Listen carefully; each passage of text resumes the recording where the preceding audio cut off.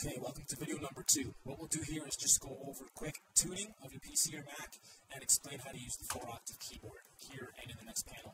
So what we'll do is the same thing we did in the first video. And by the way, you should, or maybe would want to, go back, rewatch the first video, and when I do open up these panels and put in my beats, just pause the video right about here, grab your pencil tool, open up this panel, draw in the same pattern that I have, use the same kit that I used, and you'll have exactly what I have, and use the same tempo.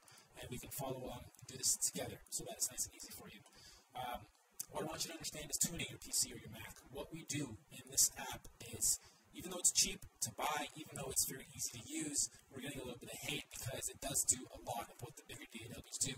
And what I want you guys to do is look at this as more of a over-the-top beat maker than an underdeveloped full-scale DAW, because you'll never replace a $50,000 studio with a $29 or $30 or $100 even software app, but we've packed in as much as we can here. We utilize broadcast quality sound. It's not MP3, it's 44 one-way stereo 16-bit. So for every bar, right here is 2 bars that we've drawn in. For every half of this, and there's 16 slots for you to put in a variation of 10 sounds over each other. So even right here, that's a bunch of memory and a bunch of big files and data being called. Spread that across 8 bars times 16 tracks. Yes, you're going to have some lag if your PC isn't tuned. Yes, it will freeze on you if your PC isn't tuned, or if it's a really, really old, crappy machine. You have to understand that we do use broadcast quality files. You would want to at least try to get your PC or your Mac optimized for great studio use. So again, Google Tune My PC for audio, Tune My PC for music production, Tune My PC for rich media production, and follow the tutorials to make sure that your PC or Mac is tuned to the top when it comes to audio production and big files. So what we'll do now is layers 5 through 8 are your keyboard tracks, and you can change these as well, but again, don't change anything in the template that it comes with. Just leave everything as is, and the template that we've laid out is very nice and easy to use. On layer 5, you're going to draw in 2 bars as well. Click, hold, and drag. Okay, now go back to your arrow, and we can just drag this loop node back. If you don't know what that is, I'll show you in a second, but I'm going to drag it back here. That's just going to enable me to loop just that bit or play the whole track. So I just want to loop that bit. And one other thing I'll note is, for those of you noticing that once you get to the end of your loop, it kind of catches here or it doesn't go back properly before it loops, you lose your sort of your head nod. Don't worry about it, because when you first build your 2 bars, all you're going to do later is grow your bar count and duplicate them and do what we did here, so you have no problem when it comes to looping, because you don't need to. You have a full track to play with eventually, or just quickly draw in and duplicate so that you have 8 or 16 bars.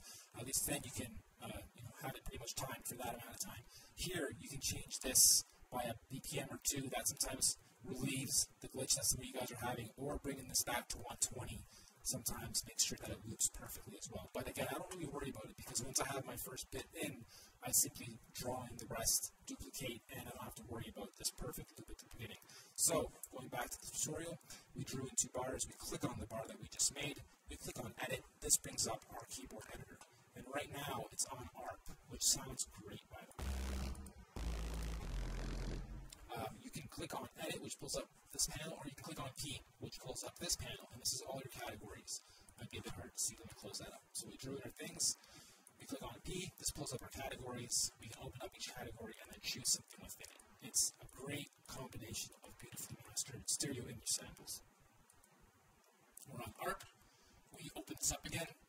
Now, the Q on the keyboard you type with is the C.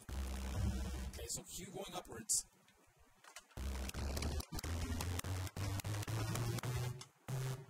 is that octave. This octave down here is available by pressing the Z or C going upwards on the keyboard you type on.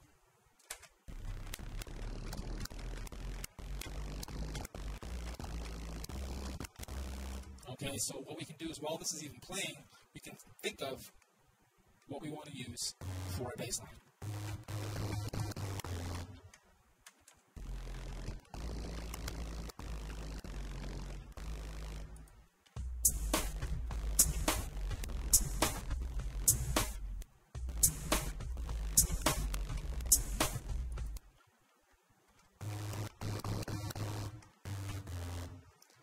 We can record that as well. So when we click on record and play, we can actually use the keyboard we type on to lay in the notes. Check it out.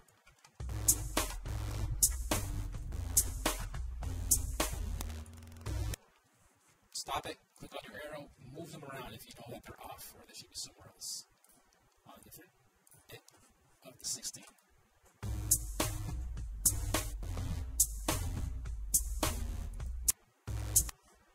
Close, hold it down shift, click, hold, drag, click, hold, drag, click, hold, drag. So now again, we have 8 bars, put our loop back on, move this back out. We have a simple bass line that we just drew in.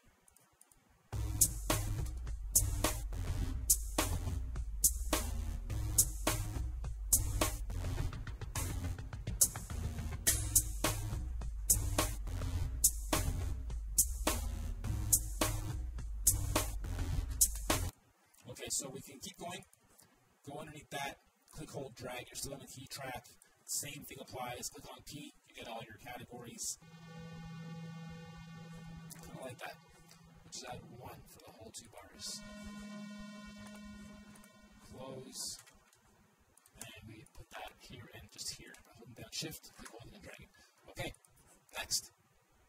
Another one. 2 bars, click, hold, and drag. Click on P. Click on, let's say, ethnic. Let's click on detune. Might sound a bit awkward because it is literally detuned, but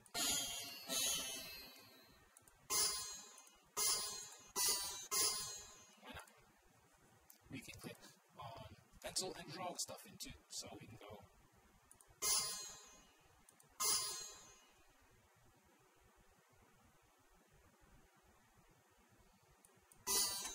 complicated at first because you're looking at where to drop the note and you're looking at here to see which note's highlighted and you're making sure that it all makes sense. So take your time with it. There's no rush. Just make sure that the beats sound hot and the patterns you choose are nice. So already we have a very simple track coming into place.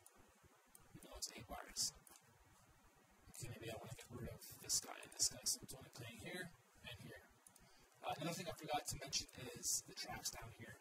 These 16 are these 16, and it basically allows you to change the volume of each track, or solo, or mute each track. So if I don't want one of these drum tracks, let's say number 2, I can simply mute number 2, and that'll mute. Let's hit record off. Check it out.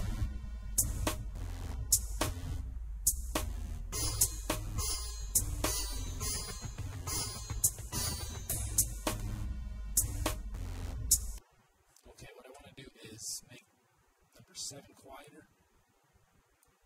What I want to do is unmute number 2 because it sounds really nice. And let's say I want to get rid of that. Back to the beginning.